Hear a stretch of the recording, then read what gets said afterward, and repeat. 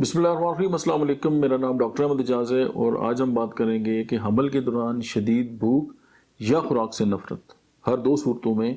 Homeopathy کی کون سی medicine ہے جو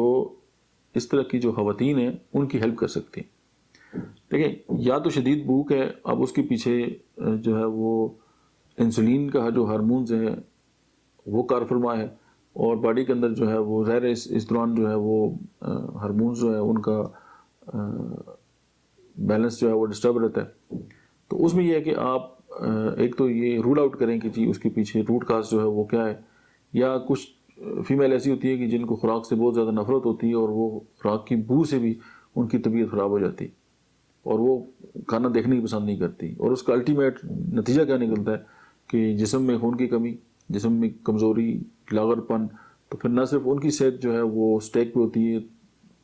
بلکہ ان کا جو ہونے والا بیبی ہے وہ بھی ڈسٹرب ہوتا ہے۔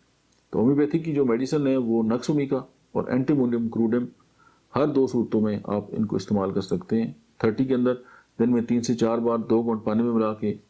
کھانے سے پہلے۔ Thank you.